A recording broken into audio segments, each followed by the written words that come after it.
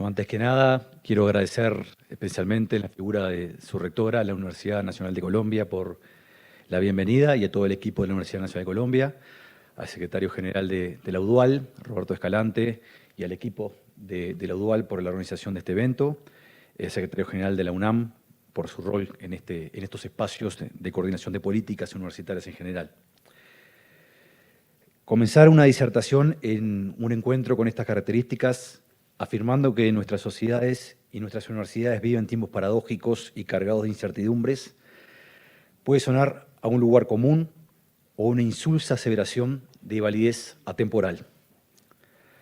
A final de cuentas, no debería ser llamativo que la estabilidad y un sentimiento de prosperidad general resulte un escenario excepcional, un oasis circunstancial con sus propios espejismos en una región cargada de desigualdades hirientes, con conflictos políticos y sociales estructurales o emergentes agudos, con tendencias a la conformación periódica de regímenes autocráticos, con amenazas latentes de derivas autoritarias y con enormes dificultades para incorporar, más allá del discurso retórico, a los sectores más vulnerables y excluidos a un diálogo republicano capaz de superar la exclusión social y cimentar sociedades bajo criterios de justicia aceptables.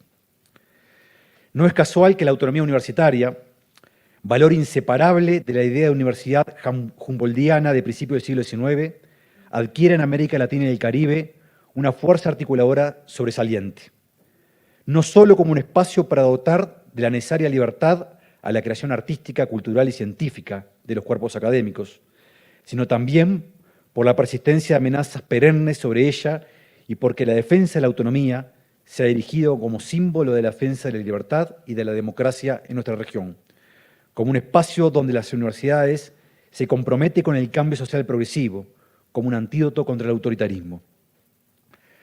Permítame una nota casi local como ejemplo. Pocos espacios de reivindicación pública tuvieron una carga de resistencia contra las dictaduras militares, como lo fue en el Río de la Plata la lucha por retomar la autonomía y el autogobierno en nuestras universidades. Hablar, pues, de incertidumbre emergente o amenazas presentes o potenciales en nuestras sociedades no parece arrojar mucha luz sobre la especificidad de este momento histórico en que vivimos. Lo que sí es una novedad es que el mundo occidental, de que somos parte subordinada, está viviendo profundas crisis de legitimidad y no son fáciles de pronosticar los escenarios venideros. A riesgo de ser extremadamente esquemático, me interesa enfatizar 3 crisis emergentes a escala global y que se transforman en nuevos factores de riesgo para nuestra región y nuestras universidades. En primer lugar, la crisis del propio concepto de democracia. En segundo lugar, la creciente relevancia de las desigualdades sociales, origen de preocupaciones normativas y de tensiones políticas. En tercer lugar, la crisis identitaria del propio concepto de universidad, de su configuración normativa que le brinda especificidad en la constelación de instituciones que conforman los marcos políticos y sociales que habitamos. El interés por esta crisis, tiene que ver con el tema que atañe a esta conferencia, la cooperación entre universidades de la región como parte de una estrategia mucho más general capaz de transformar a nuestras universidades en actores claves de este siglo XXI en la promoción del bienestar colectivo, la constitución de sociedades justas y en la reversión del deterioro medioambiental. Morgan White, filósofo sobre educación superior, en su libro del 2017, señala que la democracia como concepto siempre se encuentra en crisis, porque las políticas democráticas siempre se encuentran en discusión y no se establecen, sino a riesgo de contradicción de una vez y para siempre. Sin embargo, aunque en permanente cambio, hay elementos sólidos para afirmar que la ciudadanía ordinaria ha perdido control de las políticas. White señala 2 factores importantes para entender la crisis de la democracia occidental. En primer lugar, que es posible que hayamos perdido la imaginación política para delinear futuros alternativos, que pueden alimentar el optimismo de la voluntad actuando junto al pesimismo de la racionalidad. Siguiendo a Habermas, el agotamiento de las grandes utopías no fue sustituido por el cultivo de una imaginación política colectiva. El presente parece ser el único futuro posible, y las diferencias en la propuesta de política que se ubican fuera del sueño conservador de las derechas, en sus vertientes más o menos autoritarias, son difíciles de percibir. Autores tan diversos como el filósofo de Harvard, Michael Sandel, o el economista que ha trabajado sobre la desigualdad, Thomas Piketty, identifican en esta mimetización un problema para la democracia. Entre la socialdemocracia europea, para mirar en otros rumbros, que erigió buena parte del estado de bienestar de la posguerra, y la centroderecha, no emergen diferencias sustantivas ni en las políticas ni en los juicios normativos. Volveré sobre estos tópicos y su vínculo con la vida universitaria más adelante. La democracia no solo parece no despertar entusiasmo, en particular entre las cortes más jóvenes, sino que no brinda respuesta a los problemas de bienestar y la desigualdad. La desilusión con el funcionamiento institucional puede ser fuente de frustración, pero también de conflicto social. En América Latina no es un problema del siglo XXI, pero atender la necesidad de más equidad y más acceso a distintas trayectorias de vida sigue siendo acuciante. La ausencia de creatividad política y la mimetización, muchas veces tecnocrática, del espectro político en alternativas no diferenciables son factores que explican la ausencia de salud y de buena parte de nuestras democracias. La democracia también se ha polarizado. Las sociedades parecen partidas, en bandos que no dialogan ni esbozan tampoco argumentos reflexivos o luchas articuladas a partir de objetivos claros. La estigmatización y el agravio sustituyen la argumentación solvente de posiciones diferentes, incluso irreconciliables. Pero la ausencia de proyectos distintos claros sobre el futuro es llenada por la confrontación táctica, vacía de contenidos, por la sustitución schumpeteriana de las élites en el poder, pero sin cambios observables en el arreglo de políticas. En segundo lugar, es frecuente asociar la crisis de la democracia a la idea de que las instituciones políticas muestran escaso poder de adaptación a los cambios sociales y culturales. White señala, con razón, que esta interpretación ignora el hecho de que nuestras propias instituciones, en particular las universidades, se han transformado en instituciones que operan con lógicas, en muchos casos privadas, perdiendo parte de su capacidad democrática y de sostén de bienes y esferas públicas. Esto nos permite avanzar sobre el segundo problema conceptual. La idea de universidad también puede estar en crisis. Las universidades han estado sometidas y han adherido, sin demasiada reflexión explícita, a nuevas modalidades de funcionamientos fuertemente asociadas a los paradigmas neoliberales, pero que no se agotan en ellos.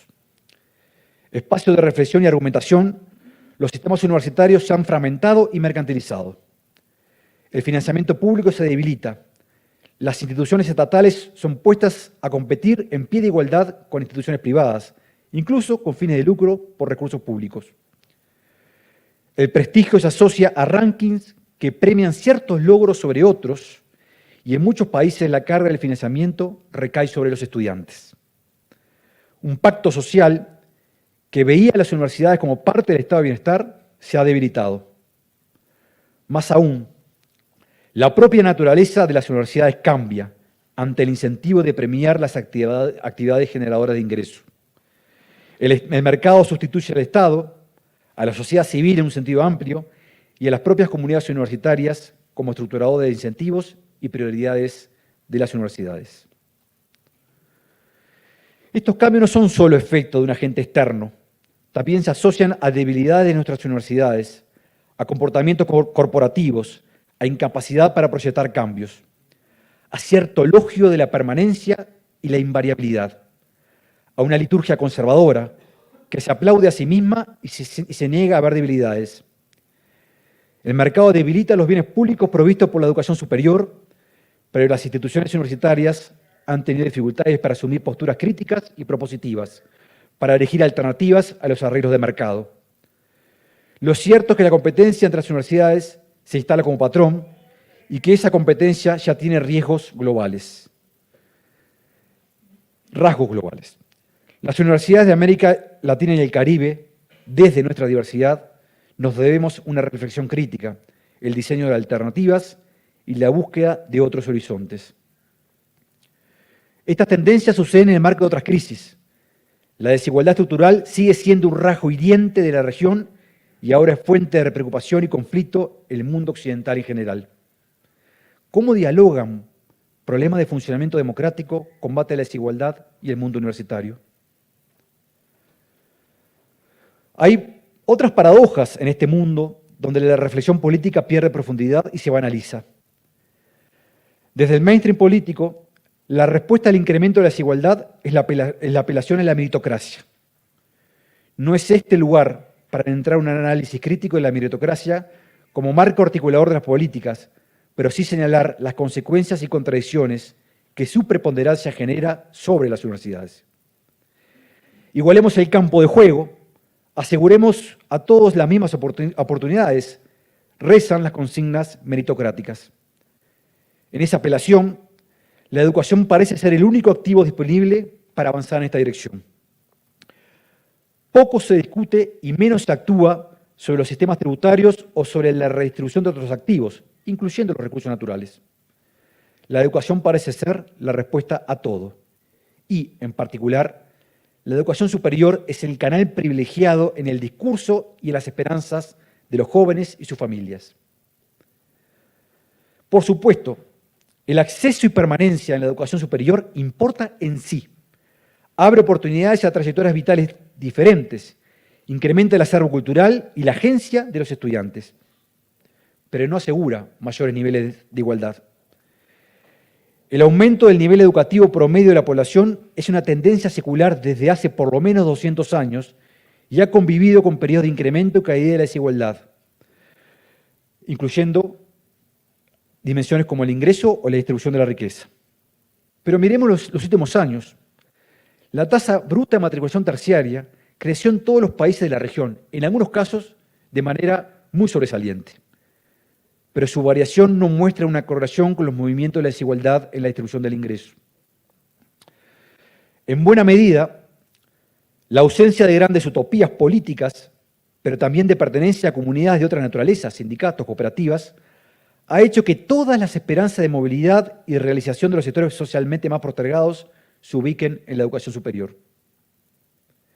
En parte, el problema es que la educación superior se ha expandido en estratos diferenciados, con los sectores más vulnerables accediendo a las instituciones de menor calidad y prestigio, y los sectores más pudientes a las instituciones de mayor nivel, muchas veces públicas. Por supuesto, hay diferencias en otros países, pero este patrón es bastante común. Los mecanismos de selección y los diseños curriculares reproducen a escalas increíbles las desigualdades de origen. Poco hemos dicho las universidades sobre estos problemas de América Latina, aunque es fuente de preocupación clara en la producción académica fuera y dentro de la región. Sandel lo advierte desde Estados Unidos, pero su advertencia es válida para nosotros, dice este filósofo. Alguna vez vista como un motor de oportunidades, la universidad se ha convertido, al menos para algunos, en un símbolo de privilegio credencialista y arrogancia meritocrática. La educación superior, en la era de la meritocracia, no ha sido un motor de movilidad social. Por el contrario, ha reforzado las ventajas de los padres privilegiados confieren a sus hijos. Fin de cita. Justo cuando más universitarias y universitarios hay, según generación, las universidades pueden no solo frustrar las expectativas de movilidad y de pertenecer a sociedades justas que distribuyen las opciones de vida acorde a visiones equitativas, pueden ser un músculo paradójico de reproducción de las desigualdades. Poco énfasis hemos puesto en estas disyuntivas, entre otras cosas, porque ubica algunas discusiones pertinentes, como la de la propia autonomía universitaria, en una nueva perspectiva. Porque cuestiona el espacio que ocupamos las universidades, en particular las más longevas, y nuestra responsabilidad en contener a las nuevas generaciones de estudiantes. La autonomía institucional singular, individual, de una universidad debe dialogar con la presencia de verdaderos sistemas de educación terciaria y superior, con orientación pública. Son imprescindibles los espacios de coordinación si se acepta el desafío que la diversidad institucional no puede transformarse en estratificación institucional y a través de este mecanismo en reproducción de desigualdades. En 1918, en la revuelta de Córdoba y la reforma posterior, la autonomía se expresaba en la universidad. La universidad éramos instituciones singulares, había una universidad por país y por ciudad. En épocas de ampliación de las plataformas institucionales, la autonomía debe ser una autonomía coordinada y colaborativa entre instituciones de educación superior que integran un verdadero sistema. Ese es el único camino posible para defender la autonomía como concepto. Las universidades no solo somos espacios de formación profesional, académica, técnica, cultural. Nos definimos por la búsqueda del conocimiento avanzado, por la investigación en todas las ramas de la ciencia y la cultura. América Latina y el Caribe tiene un retraso relevante en la profesionalización de la investigación y en la demarcación de criterios de pertinencia, que empujen la investigación endógena y no subordinada. Sin embargo, la inversión pública en esta materia también es paupérrima, justo cuando la aceleración de la investigación científica exige más y costosos equipos e infraestructura y la promoción de la inserción en redes internacionales de calidad en forma activa. ¿Podemos las universidades solas afrontar este desafío sin correr el riesgo de continuar perdiendo espacio en el concierto internacional? Tomás Piketty, en su libro Capital e Ideología, señala otra paradoja. En tiempos que se habla de la economía del conocimiento, de la importancia de la innovación, y que se observa un crecimiento sostenido de la proporción de jóvenes que acceden a la educación superior, la inversión pública en educación superior y universidad a escala global y regional se ha estancado o retrocedido con respecto a otras erogaciones del Estado. Las inestabilidades institucionales y la miopía estatal en la mayor parte de los países hace que no resulte razonable una actitud pasiva que solo reclama recursos a los Estados, que hay que hacerlo, para sostener la democratización del conocimiento y el desarrollo de una investigación de calidad y conectada. Más bien, la agenda de compartir nuestras fortalezas para avanzar sobre nuestras debilidades debe ocupar un espacio medular. Cooperación más que competencia, construir plataformas regionales con recursos frugales, pero que sostengan cooperación académica en la formación de grado y posgrado, así como programas de investigación que trasciendan una institución y que no dependan de impulsos espasmódicos. Conectados en red, construyendo con generosidad pool de recursos universitarios, que es posible avanzar en esta dirección. Ni la generalización de la educación superior de calidad, ni el avance en la investigación y creación cultural a mayor ritmo puede suceder sin esquemas colaborativos y en redes. Las universidades, no los think tanks, ni las representaciones derivadas de las universidades, debemos promover estos acuerdos. En parte, presupone que estos espacios como la UDUAL u otras redes hermanas nos preocupemos más por la construcción de proyectos conjuntos que por la participación en foros internacionales con declaraciones acartonadas y muchas veces reiterativas. Es tiempo de proponer desde la cooperación. Pero tampoco habrá estabilidad democrática ni espacio de democracias deliberativas sanas sin políticas capaces de atender las grandes desigualdades sociales. Las universidades debemos colaborar en erigir sociedades más justas vía el acceso equitativo al principal recurso productivo, social y cultural del siglo XXI, la educación superior y el disfrute del conocimiento avanzado. Pero hay también otro papel para jugar. Somos la arena institucional que pretende preservar, aunque no siempre lo logra, la argumentación reflexiva y el diálogo deliberativo como parte de su ethos. La institución que cultiva diferencias en enfoques y perspectivas, que no clausura debates. Una universidad más democrática en su acceso, más diversa, es también un mecanismo de promoción del respeto recíproco y el debate informado. En tiempos de generalización de fake news y de crispación personal, promover el debate informado de ideas es un aporte a la institucionalidad democrática. En tiempos de inestabilidades regionales y de cambios bruscos en actores políticos, a veces con tintes autoritarios, la búsqueda de encuentros universitarios y la construcción de redes más sólidas entre nosotros es un pequeño aporte en esa dirección. Eso necesita repensar cánones de funcionamiento y agendas políticas. Más universidades autónomas de calidad, diversas, en redes densas y estables, no sería un aporte despreciable en tiempos de verdades absolutas, debates truncados y crispaciones vacías de contenidos conceptuales. Muchas gracias.